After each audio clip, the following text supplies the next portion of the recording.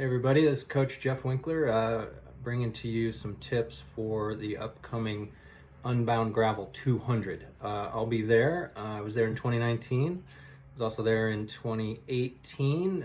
Both my first two outings didn't go so well. First one was the DK 5 mile. I had my boat rear derailleur blow up in the first 5 miles. Second go, I had tire problems, my own fault really. I hadn't set up tubeless early enough so that they were not set and stable.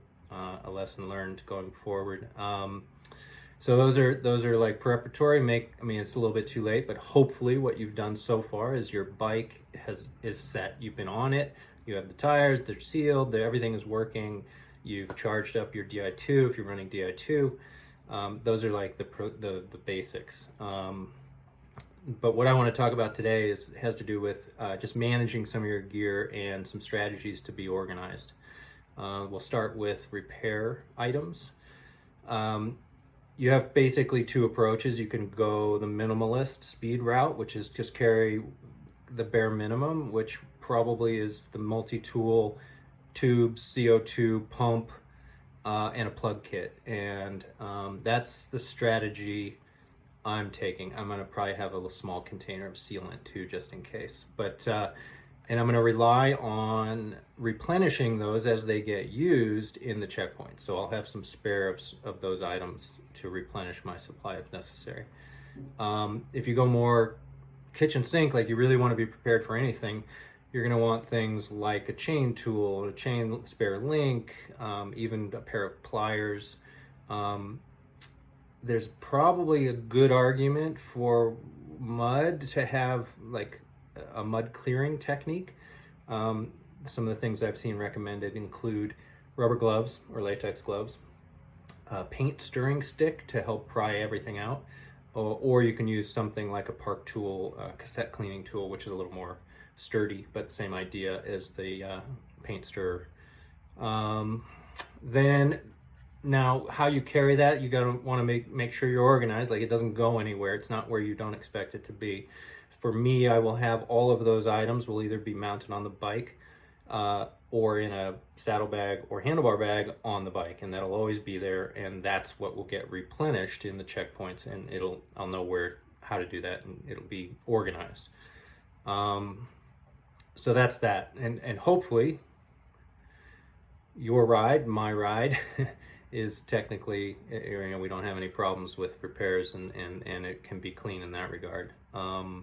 Which then brings us to the sort of more critical piece, which is nutrition and managing that thing. The first way to approach this is you want to know how long you're going to be out there. Now, obviously, if things go south, it's going to be longer than you planned, but at least have a good plan.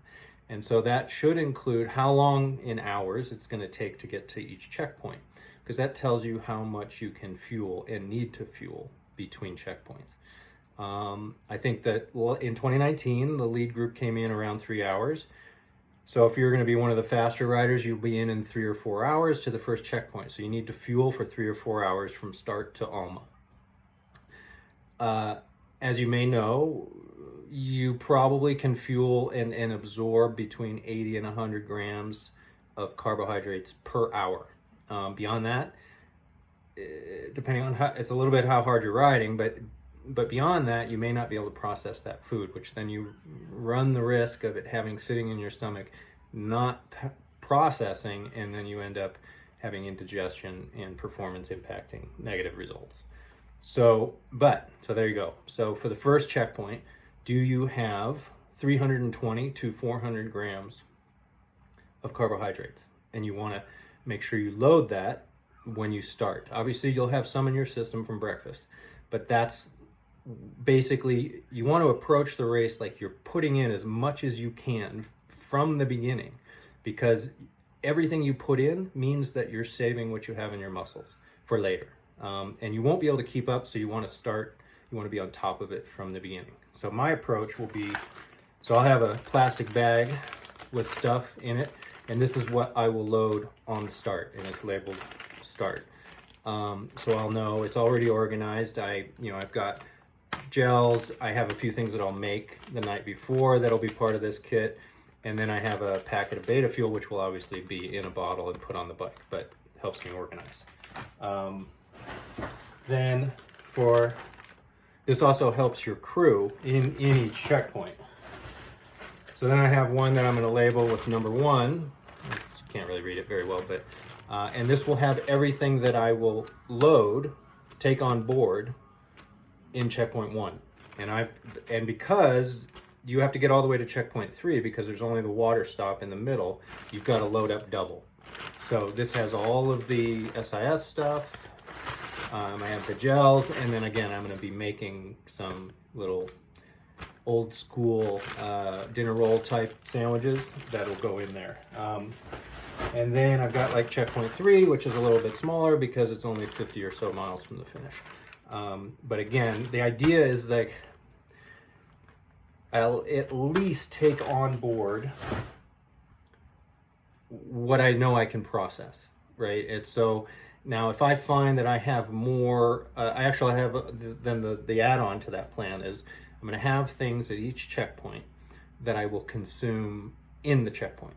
And my intent would be to have a can of Coke, certainly at checkpoint 3, maybe at checkpoint 1. I'll probably have a Snickers bar, maybe a few extra of the little mini sandwiches. And the idea is that when you stop, it's an opportunity to just stuff your face, get something in the system, and then load everything that you're going to eat over the next 3 or 4 hours. So that's sort of the in checkpoint. And I'm going to tell my support staff, I mean, they're going to know because they're going to have the bag of everything that goes with that checkpoint. Those will come out. Basically, I'll just empty my pockets, fill my pockets, switch bottles, and off we go. But having those things in the bags and planning that in advance kind of takes the thinking out of it on the day of the event, because when you roll in there, it's chaotic. You're in a hurry maybe to get going again. You maybe aren't thinking about what you need to eat at that point. So this way you've thought of it ahead of time. And then it's just a matter of putting it in your pockets and then committing to eating everything in your pockets before you get to the next checkpoint. So now in terms of food selection, very, very personal kind of thing. And hopefully what you've done in the lead up to the event is tried various things and found what works. The bottom line is don't change that. Don't introduce something new that you've never done before. That's a recipe for disaster. An athlete that I coach just did a longer gravel race, and maybe in an abundance of caution in one of the checkpoints, he like slugged a Gatorade and a can of Coke. And then for 30 minutes, his stomach was upset. And it was not something he'd done, and it was probably too much fluid all at once, all of those things. But that's the kind of thing that goes wrong unless you've already planned it out in advance. So those are my quick tips for managing the logistics of your nutrition and your repair materials for Unbound Gravel 200 2021. Good luck, everybody, and we'll see you out there. Hopefully not on the side of the road.